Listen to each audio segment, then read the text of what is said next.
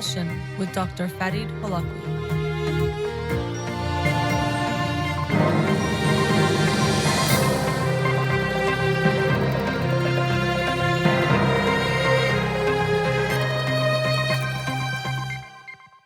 Good evening. Welcome to In Session. I'm your host, Dr. Farid Holakouee, and I'll be with you for the next hour here on Radio Hamra.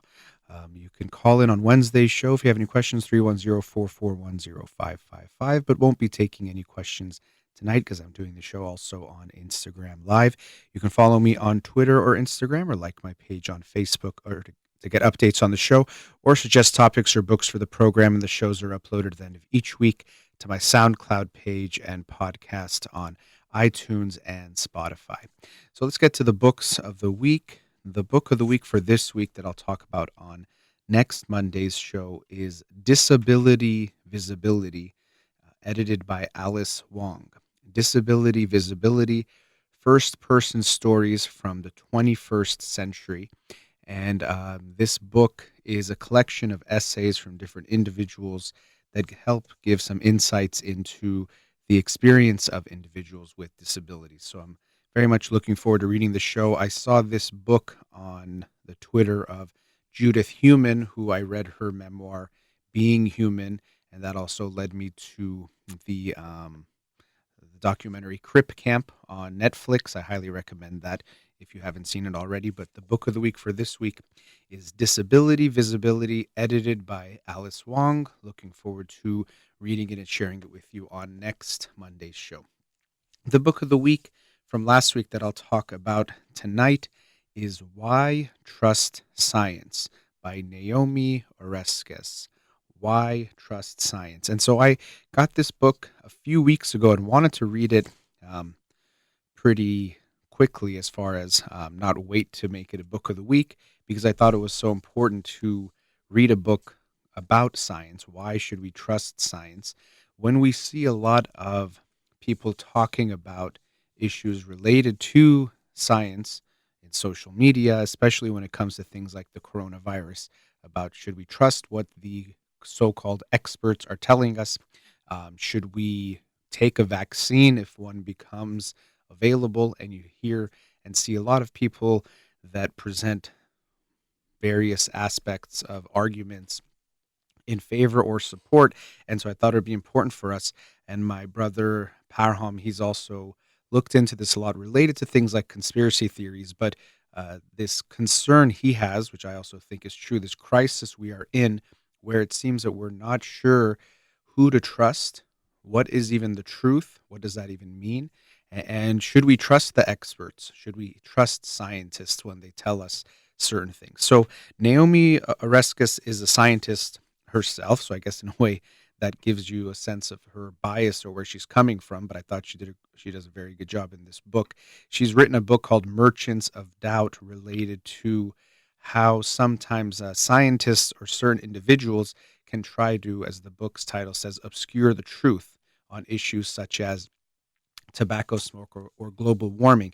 And so she also talks a lot in the book about global warming, man-made climate change, or the effect that humans and human activity has had on the climate, and how it's unfortunate from her perspective that so many people don't believe it, or that there's so much doubt when it comes to things like that. So the whole book started from a series of lectures she gave back in, I believe, 2016. And then what was interesting for me, the book, it says Naomi Oreskes is the author, but there was a few chapters in the middle of the book that were written by other authors, other scientists, essentially giving rebuttals to what she shared. And so I'll talk about how that plays into the book itself. So the book begins by looking at some of the early philosophers of science. And it's interesting because when we think of science, what is science? How do you even define it? And some people even will talk about the scientific method. I remember learning about that when I was in school. They present it to you, things like you make hypotheses, you make observations, you then look at the data, then you report your data, things like that. And we thought it was just one set method. At least that's how it's often taught. But as she explains in the book, there really isn't one scientific method that has always been the same throughout history.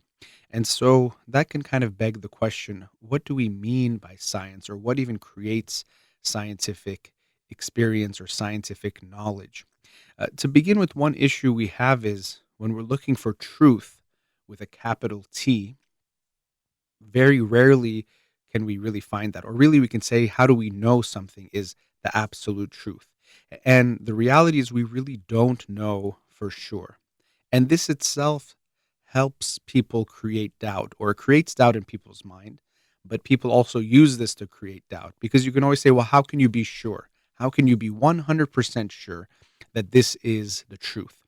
And also related to that, people will say, well, scientists have been wrong before.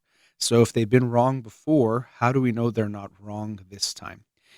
And there's no way to know for sure that scientists are right or wrong about something, because even that's hard to say, because what does the truth mean? Right now we might think something is correct, but we can't know for sure. But essentially that's what this book is looking at. Why should we trust, or how should we trust science? And she doesn't say we should just blanket trust and blindly trust science, as in anything experts say has to be 100% the truth. But she does say that there's good reason for us to have faith in or believe in what scientists are saying for some of the factors that she describes.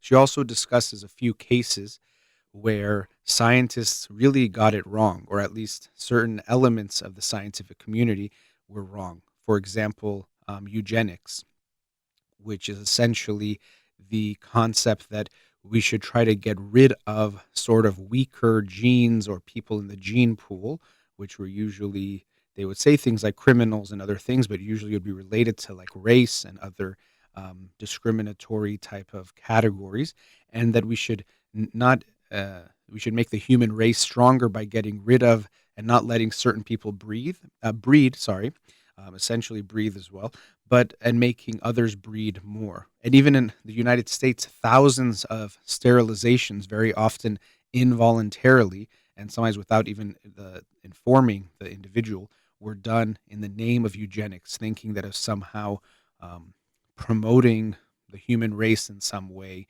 or making us stronger. And so she points to this case, and shows that actually, even though we can think scientists were saying this, there were some scientists, many that did say this, but there was also many that were disagreeing with it as well. So this is one of the key components of science that she talks about, is consensus. And of course, there won't be perfect consensus almost ever, but when there is general consensus among a group of scientists in a field, that can make us more confident in what they are saying and what they're telling us. And so we should look for consensus. What are people saying? And now, when we even look at consensus, one thing to me that was fascinating was the concept of diversity in science, or diversity of perspectives. And so she presents the varying philosophies of science, and how people were trying to look at scientific philosophy. And it seemed that it's not really clear, how do we define science, or how to make science, and how can we say it's objective when clearly it's done by human beings who are subjective.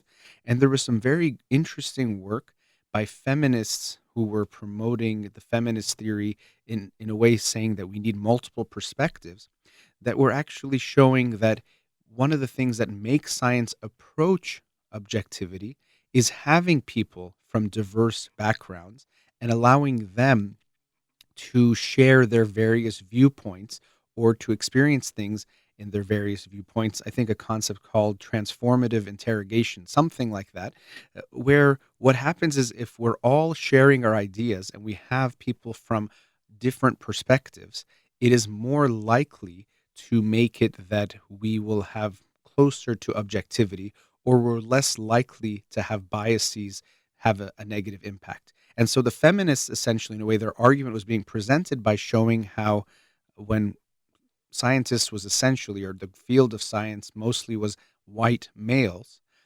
they were people who, of course, had a certain perspective.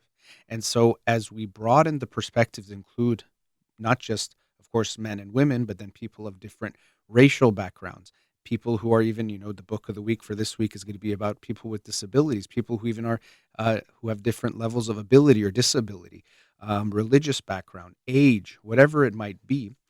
Having a more diverse field of scientists or people who are looking at a certain issue makes it less likely for the biases to remain big and to remain unseen. And I thought that was very interesting. And so there was a work of, I think it was Sarah Harding and Helen Longino. I'm not sure if I'm saying that right, Longino, whose work seemed very fascinating to me. I even looked it up.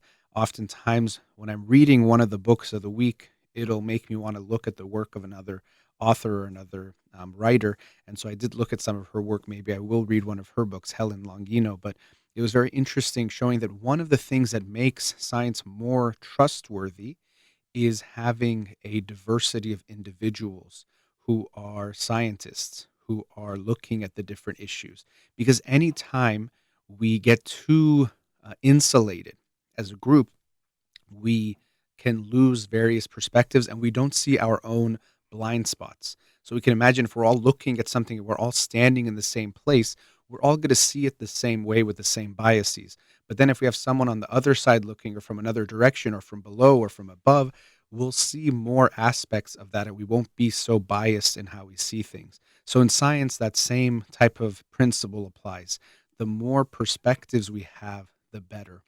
And later in the show, I might talk about diversity some more, because it's one of those words or concepts that gets thrown around a lot and just in a way presented as, this is good, diversity is good, and look how good we are because we are diverse. And sometimes companies, corporations, the movie industry, various things will use diversity in an empty way, just saying, look how woke we are, look how progressive we are, that we have diversity. And I'm not saying, of course, that's bad. What can be bad is we have to look at the intention. If the intention is just to come across a certain way, that's not good.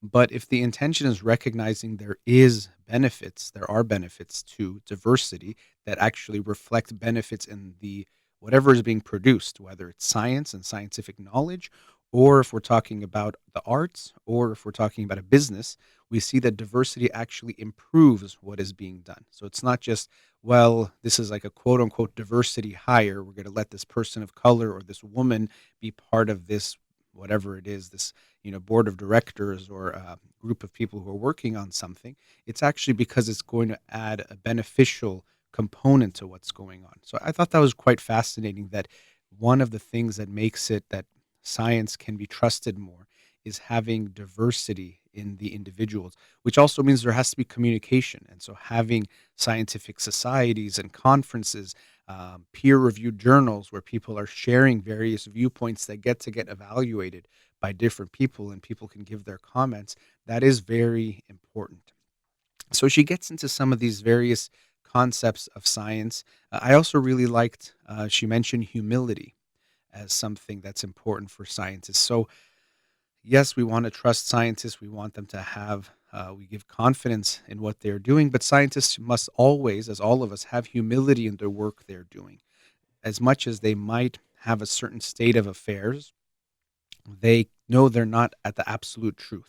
It's the best, maybe, that we can understand it at this time, but there is some humility there. And that humility is also within the community and individuals themselves.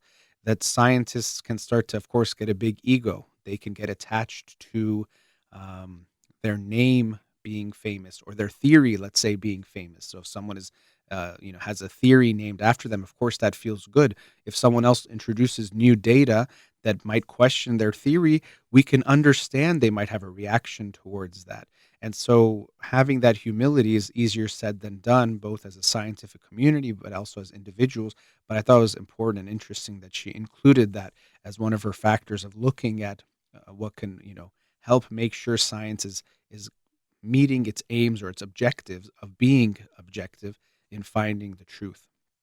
And so, as I mentioned, what I thought was also a good sign, or in a way, um, consistent with the type of thinking that science needs to be evaluated and looked at by different perspectives. The first part of the book was written by Naomi Oreskes herself, the author of the book. The book is again Why Trust Science. But then there was, I think, 3 or 4 chapters from different authors, some written by two scientists, uh, challenging some of the things she brought up. And so I thought that was interesting. And then she ends the book with a rebuttal or a reply to the issues or the questions, comments that they brought up. And so that itself is reflective of this scientific process, or how science should be, is that you don't just present your answer as truth.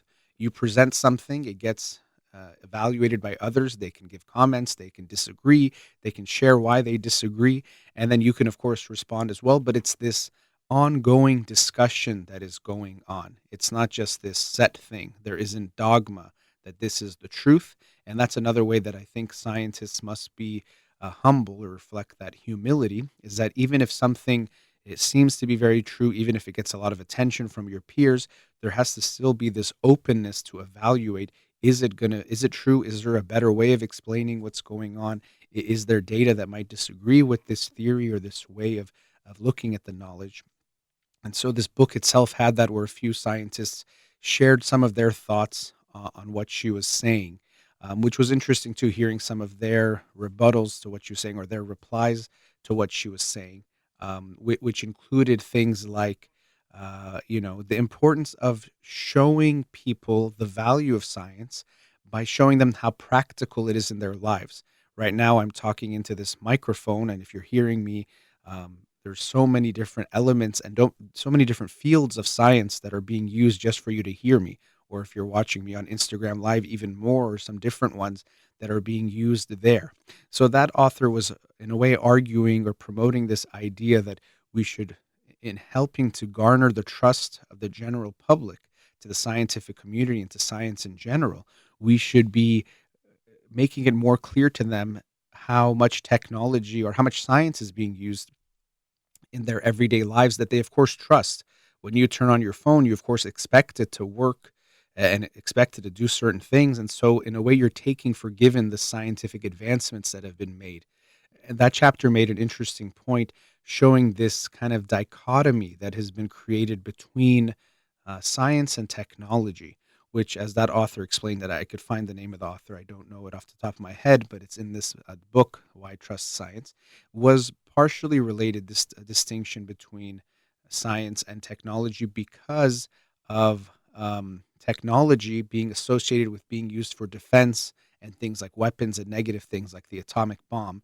So, in a way, it became the application of science in some ways, but it seemed like science tried to get away from technology, when really, I mean, they're essentially one and the same, but just different maybe ways of looking at it, or different applications. So she thought that was important to maybe bridge that gap between science and technology and bring them back.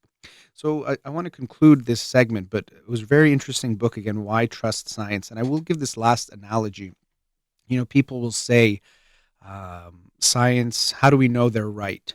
And, you know, there's no way to say we know for sure they're right. But I think what we hopefully can do is, if we recognize these are individuals who are devoted to working on something, and who create a community who are constantly trying to learn from each other, learn about how they're doing things that are right or wrong, improve on themselves. That's how science becomes self-correcting, is if there is this open dialogue and discourse between the scientists that are involved. But if it is the best that we got, that's all we can do, is go with that. So the analogy I use is, if you're on a plane and the pilot has a heart attack and they come into the cabin and say, "Who can fly this plane?" If there's someone who has the most experience flying, even if they're not the best pilot in the world, you would probably say, let's have him or her fly the plane. That's our best bet of surviving. And so, very often, when it comes to what the scientists are telling us, we can't say for sure they're always going to be right, but we should think that they probably have the best estimation of the reality, the best understanding of the reality, even if it's not the absolute truth. It's the best that we have at this time, and it would be negligent for us to ignore what they're talking about. For example, when it comes to climate science, and how easy it is for some people to just try to introduce doubt by saying, "Oh, look, we found one scientist maybe saying this," or "there's been some funded research showing this has happened." it's unfortunate, but it's very easy for people to obscure the truth because by saying, well, we don't know if they're right because they've been wrong before. And look, here's maybe something that shows we can't be certain they're right. So we'll never know that they're 100% correct. But I think it makes sense to have faith in the scientific community and the scientific communities that these are the individuals and this is the community, not just individuals who are giving us the truth, but the community as a whole can help us to better understand or give us the best understanding of our world or a certain issue at hand. And so, of course, the book gets into much more detail about arguments like this, but I highly recommend you take a look at Why Trust Science by Naomi Oreskes. Let's go to our first commercial break. You're listening to In Session with Dr. Farid Holakouee. We'll be right back.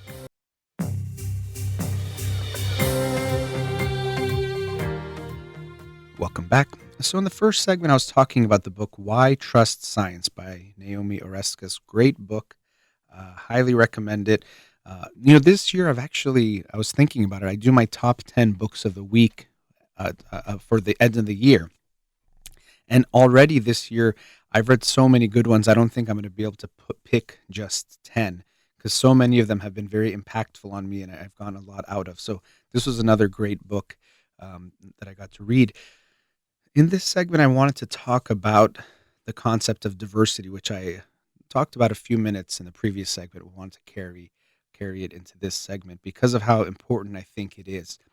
As I mentioned in the book, Dr. Oreskes talks about how one of the things that makes science work or work better is to have diversity, to have people with different perspectives. And when we're too insulated, we don't actually progress and we are very unlikely to reduce the biases that we have. So in science, she was sharing the work of some feminist scholars who talked about how if we have more diversity, we're likely to reduce the bias that is there. And if we don't have diversity, the biases are likely to be there more strongly. So we can't deny that human beings have biases. We all do, even in ways we don't realize. And so when you're surrounded by people that see the world the way that you do and think like you do, you're unlikely to recognize the biases you have.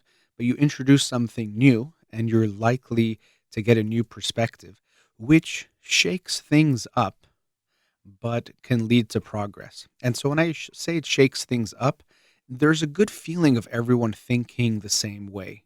This is why we don't like conflict. It's very easy to avoid conflict if everyone thinks the same thing. I want this, or we all want this, good. I see it this way, we all see it this way, good. And so very often in a group, we have dynamics, there's something called group think, which is more specific to certain situations, but still this idea that when a group is in trying to make peace and order and trying to just keep everything smooth, we're more likely to miss important errors that are going on. Or we might not realize that we're seeing things in a biased way. But when you bring someone new into the situation, it can hopefully and it can be helpful in shifting that. So when we talk about diversity, as I mentioned in the previous segment, such a big phrase or concept right now, improving or increasing diversity, looking at the diversity of in Hollywood, looking at diversity in the tech industry. And for a lot of people, they hear diversity and what they hear is forcing people to hire individuals of a certain background or making things unfair to favor certain groups of people. And they think it's just kind of a politically correct type of a thing. It's not a real thing. It's just a fake kind of thing to make people feel good, to say, oh, look how we're, being diverse. Look how we're including more people. But this is not the real truth. And I know I talked about in the first segment, being careful of using truth as a capital T. But as far as a truth in our understanding, where diversity actually leads to improvements. I was mentioning it before, but even if we look at something like the arts, if you look at advancement in art, it generally happens when you have a mixing of different cultures coming together. Very often we've seen this in history. When you have a blend of different arts that come together, someone goes, even travels somewhere and is influenced by the work of those people, comes back, brings that perspective into their own, and create something that's new in the sense that it hasn't been brought together, but nothing about it is new. And that's kind of the truth of the world, is that even if someone is a great thinker or great artist, great scientist, they might come up with what we think of as a new theory or a new understanding, but really it's more of a blend of what already existed. So there's nothing really new under the sun, as the saying goes. But when we combine new ideas, this is what creativity really is. It's not something where you create something that really never existed, but you're blending things together that existed maybe in a new way.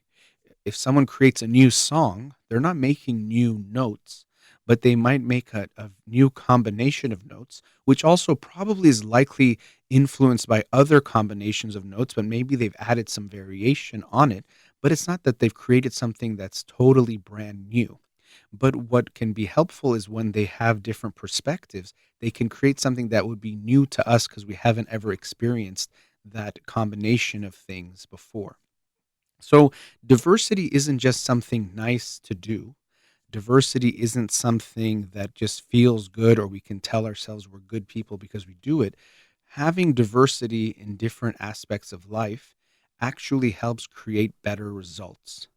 If you're in government and you only have one group of people that have the power, this is going to affect things in multiple ways. One is, of course, those people are more likely to be biased to help people like them. That's always happened. So if we look at American history, when white males had all the power, surprise, surprise, all of the laws benefited white males, or very often we would see that bias. So one is it's more likely to benefit that group, and then also, when you have people with diverse backgrounds or diverse perspectives, you those new perspectives will help them see things in a different way. So it's more likely to have laws that represent everyone. This is why we have so many great ideals in the United States, of the people, for the people, by the people. It's that it's elected by the people. It's part of the people that have the power. It's not some different group, and they are there for all the people as well. But unfortunately, that ideal hasn't always been met in the United States and around the world, because when it would say for the people, people included some people or some groups and very clearly excluded some groups of people to the detriment of everyone. So if we look at, for example, government, when we have men and women both in government, that benefits everyone. Having that balance, having those different perspectives benefits people. I was talking to someone earlier today, and we're saying how New Zealand has done really well with the coronavirus. And they said, well, they have a female president. And we kind of, both agreed and laughed about that. But there is some truth to that, it's better to have a balance of things. Now, I don't want to necessarily say women leaders are definitely better than male leaders either. But I definitely believe it's very clear that if we only include some people, this is a problem. We all pay the price when different perspectives are not included. So the ideas are better. And of course, representation matters as well, too.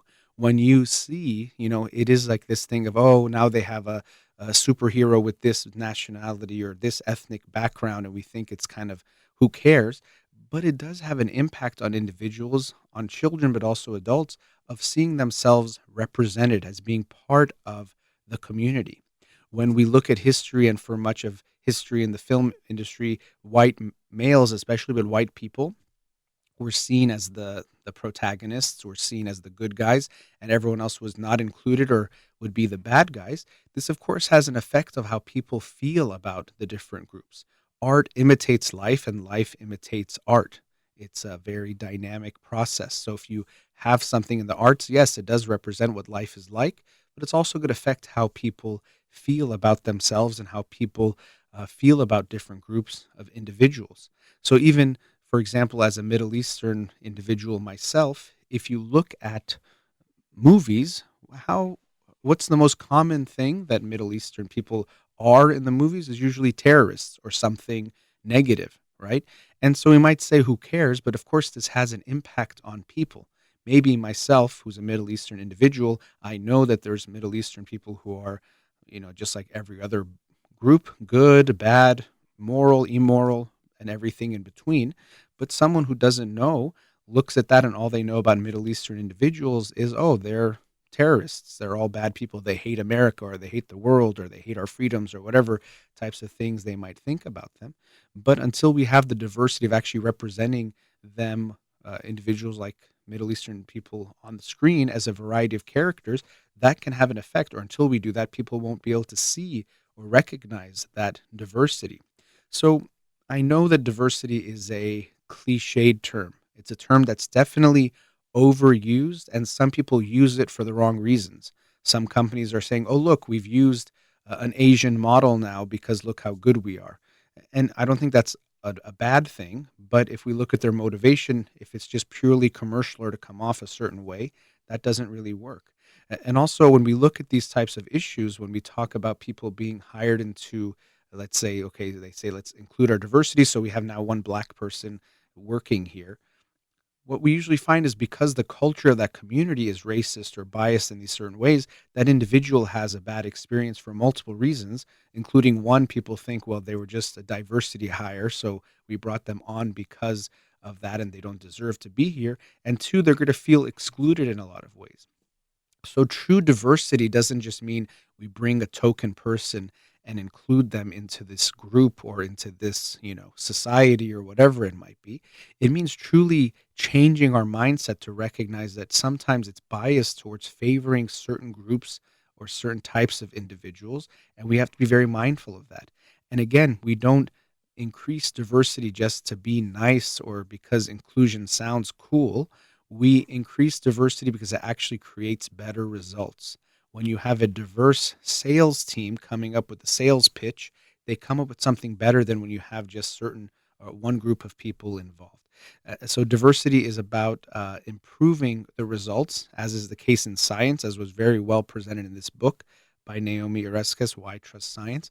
But as she even mentioned in the book, research from the commercial world and also government shows us that diversity is beneficial as well.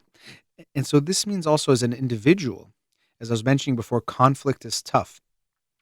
It's nice to just feel secure in our bubble of this is what I think, this is what I believe, and it's right. I don't, I already know the truth. Why would I have to listen to anything else? We don't like to be wrong.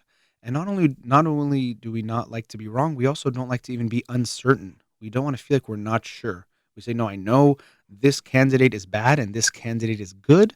And so I don't even have to hear anything else. Or if I hear anything else, I already have it in the lens of this person is bad or this person is good. But if we truly want to have that humility I was talking about in the last segment, we have to recognize that we are not always right. Of course, we're not. We always can grow and understand more. Even we can understand more about our own position by hearing the other side.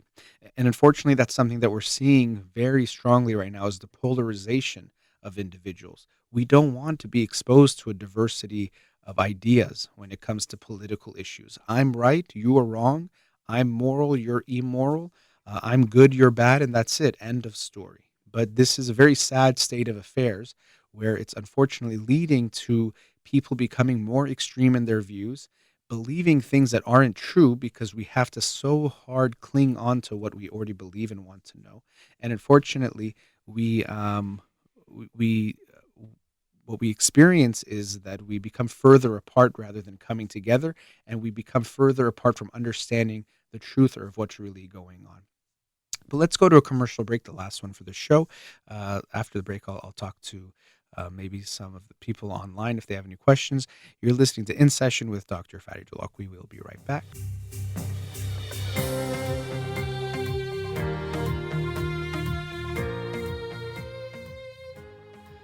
Welcome back. So in the last segment, I was talking about diversity, and someone asked a question about can the gender of a scientist affect the science that they do? That was asked on the Instagram Live, and I absolutely think that it can and does, and history has shown us that. I also actually gave the book title um, Inferior by Angela Saini during the commercial break, which does a great job looking at the history of science, comparing men and women.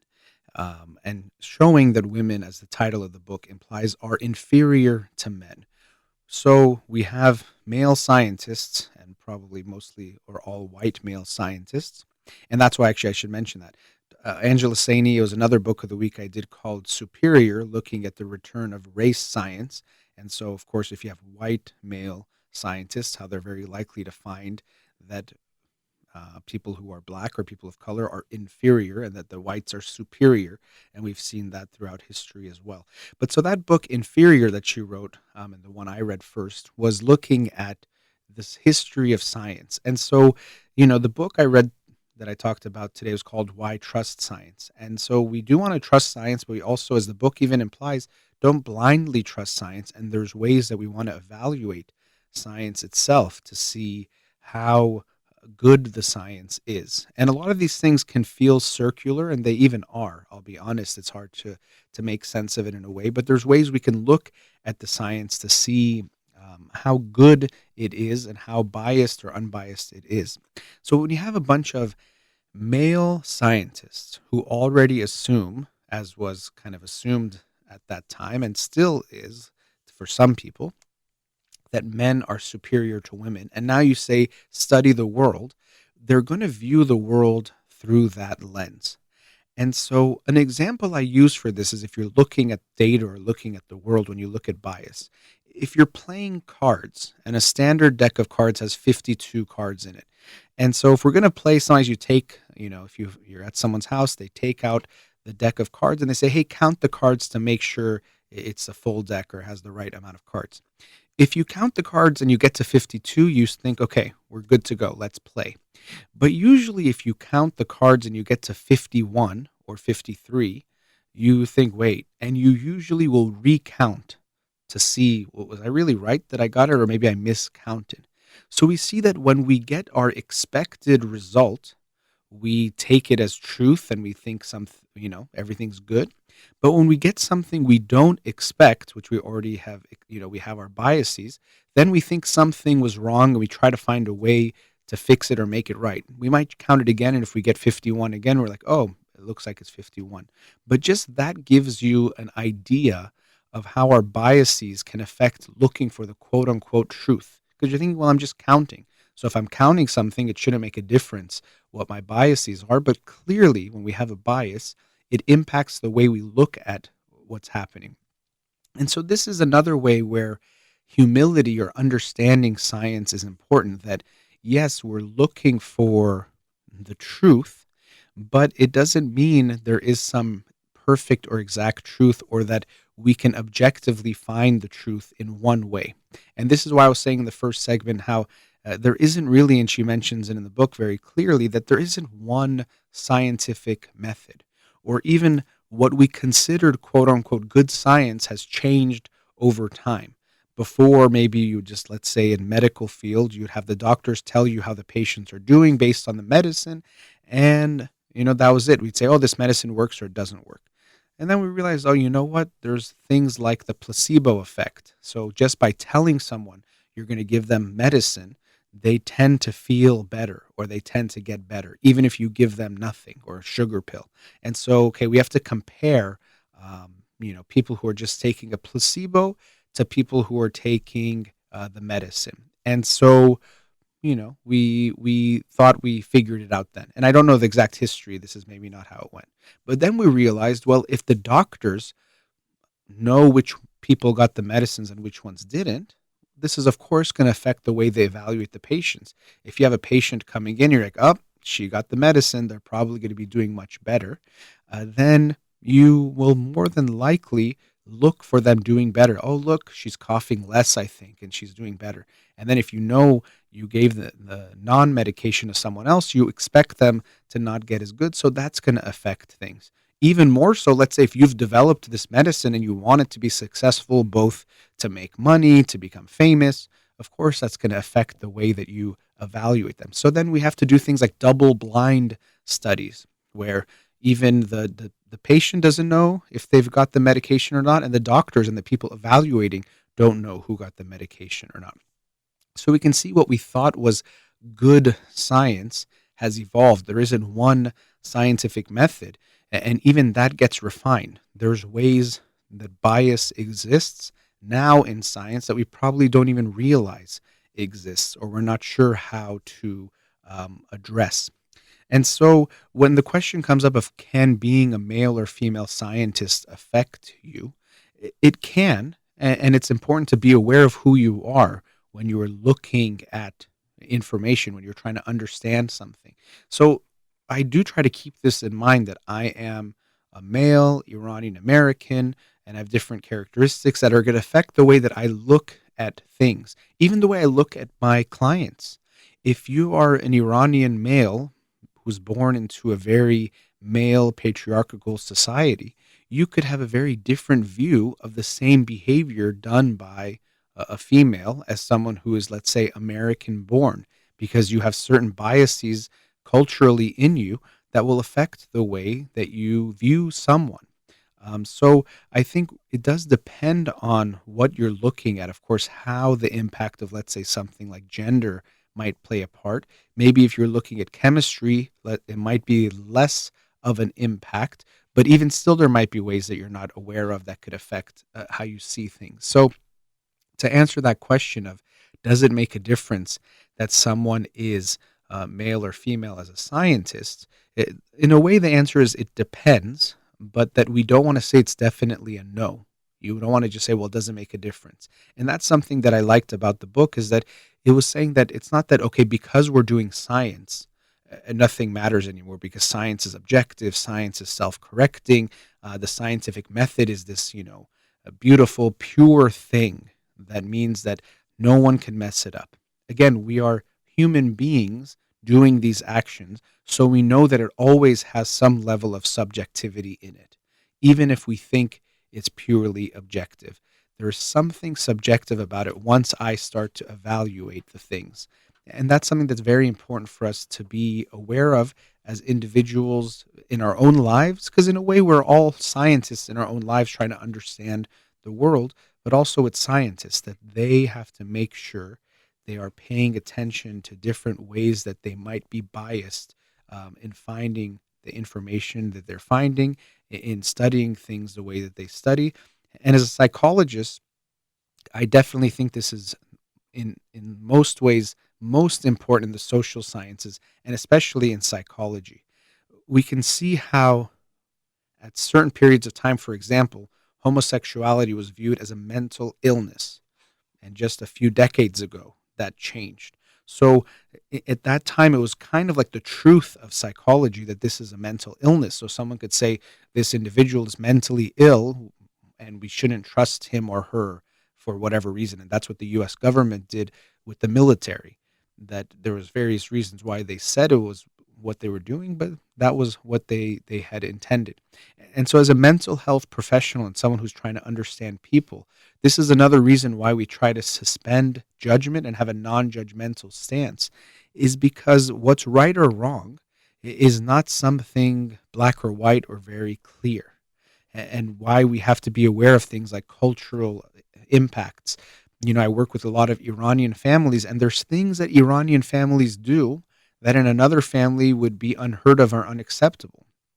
While at the same time, what I think is very interesting, recognizing that cultural sensitivity doesn't mean everything is okay.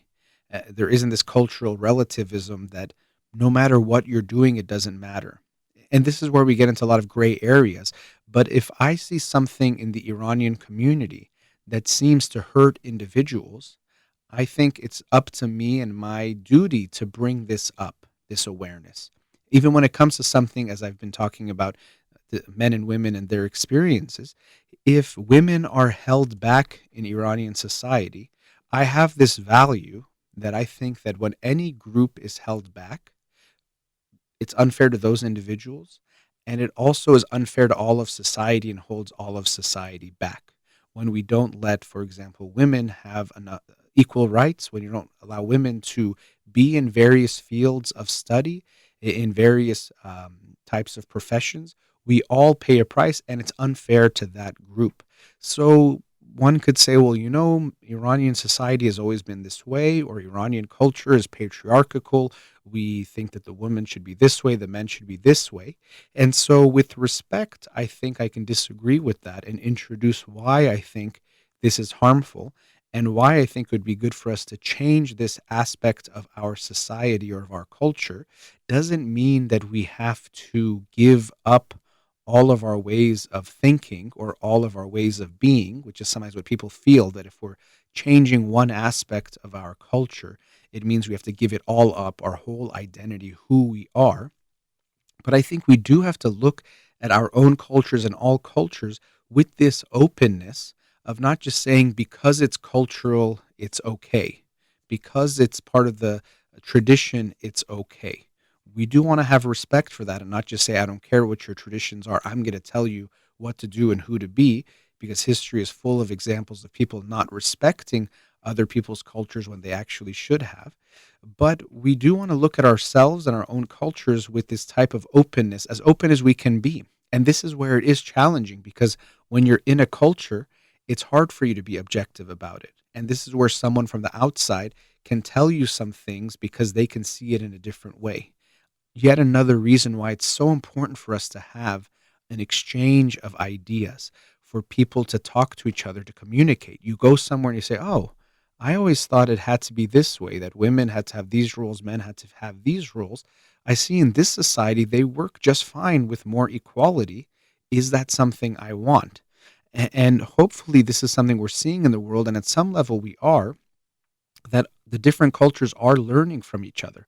I think all cultures have beautiful, wonderful parts, and all cultures also have some unhealthy parts as well, especially unhealthy in that they developed in a different time and place than what we're living in now, and they're not necessary, and they're hurting certain parts of the community or certain individuals or all individuals.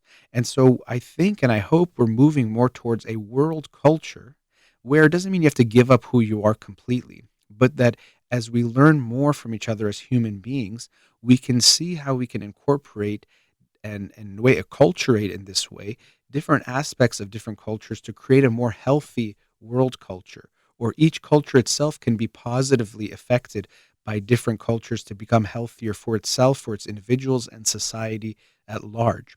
So the more we interact in an open way, the more there's this exchange of ideas, exchange of information, and the more we can evaluate ourselves, who we are, and who we want to be, and hopefully move towards a healthier world culture.